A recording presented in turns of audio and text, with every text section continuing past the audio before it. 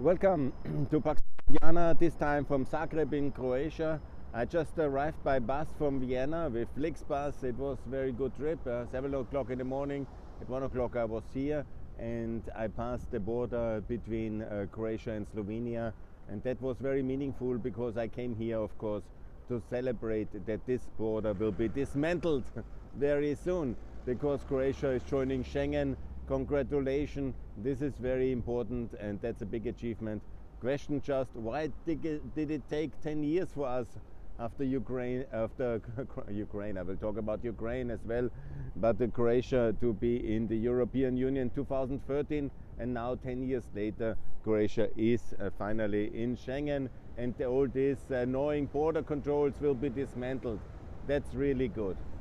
Yes, there will be also the joining of the Eurozone, another good reason to celebrate, and I'm congratulating. I just had to change again some kunas.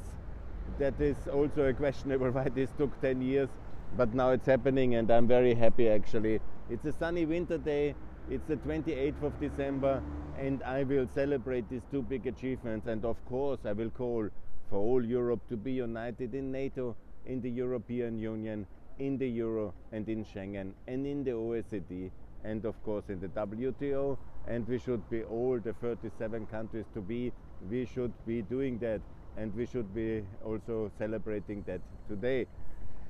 I will of course also criticize many things. The infrastructure, the connectivity of Europe. I will walk you a bit through the city today. Some of the things are not so spectacular still, and some of the areas which are very spectacular. I will show you Zagreb these 2 days as I see it in the winter sun, and I will celebrate Europe, the success of integration. This country was still at war in 95, never forget it. The war of liberation is just, let's calculate, not even 20 years, no more. 2005, 2015, that would be 30 years, yeah, soon in 2025, the liberation of Croatia. And of course, we have the debacle of the lost opportunity to integrate Romania and Bulgaria as well in Schengen. That's internal Austria and Schengen. I will talk about that one, how neutral Austria, serving as a spy hub for Russia, is blocking the NATO allies at the most sensitive moment in European post-Cold War history, and the Black Sea ally blocked by neutral Austria in the service of Russia. It will be a big topic. I just learned as well that Italy is introducing the flat tax 15. That will be also a big topic of this visit.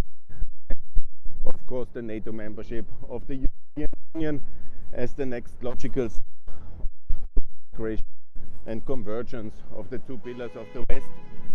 That will be also a big topic. Croatia and NATO ally.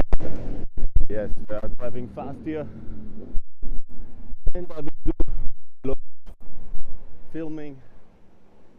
I will talk about the city as I see it in this wonderful here. Infrastructure, interconnectivity. I came by the highway, of course, but I came by bus. That was 5 euros. That was not a big cost. That was good. But of course, when I go a similar distance in Austria or towards Germany, I have super speed trains. Here I have the bus. It's still not a lot of distance, whatever, 350 kilometers. Takes 5.5 hours. This is not the Europe I imagined when I was fighting for EU membership of Austria in 94, before 2004, for the Big Bang enlargement, 10 new countries, and we have, we have lost a lot of time in Romania and in Croatia. The Romanians are catching up here. But I since years now for the CE, there's the name of the German high-speed train, towards Dubrovnik and towards Zagreb, at least the big Central European town. Here is one of the government buildings. Yeah, they have, of course, the EU flag, and they are celebrating here. I don't know which building that is, but it's the NATO flag. It's now perfect. They have the NATO flag here, they have the Croatian flag here, they have the EU flag here. This is now the Euro and Schengen.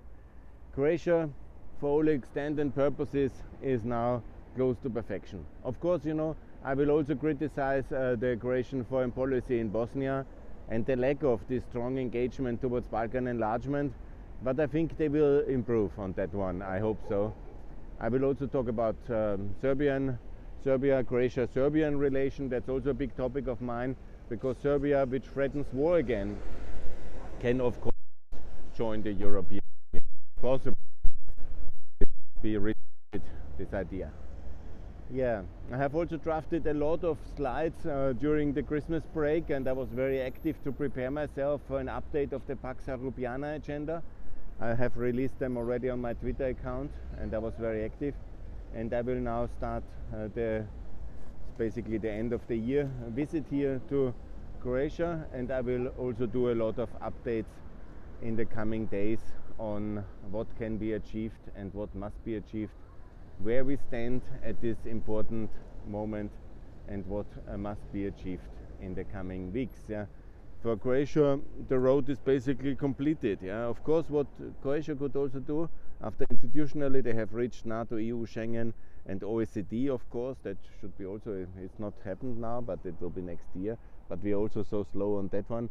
Of course, now the next thing is to adopt also flat tax 15 for perfection.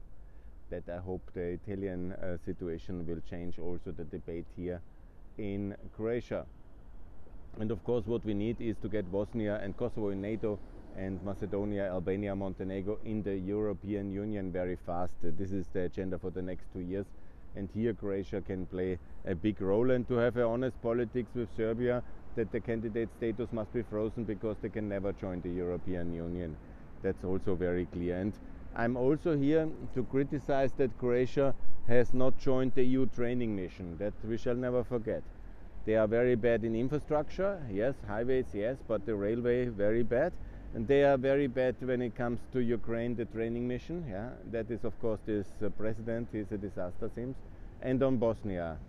And the lack of a coherent policy towards the Balkans in terms of what I propose. That is also regrettable. Yeah, and of course the economic liberalization agenda, the SME agenda, to open up, to sell the state assets, to Europeanize the big infrastructure issues and all these things. That is very important, and I will talk about that. Yeah, I will of the city always make smaller videos and then release it, and I will show you Zagreb as I see it. I will make some photos from time to time, so I will in several pieces. Basically my opening statement here from this visit, and then I will release step by step the videos, and also have some of my flags with me. And please get Romania in Schengen, Mr. Karl Nehammer, and please also Bulgaria. Thanks a lot for that. More to come from Pax Europiana. Bye.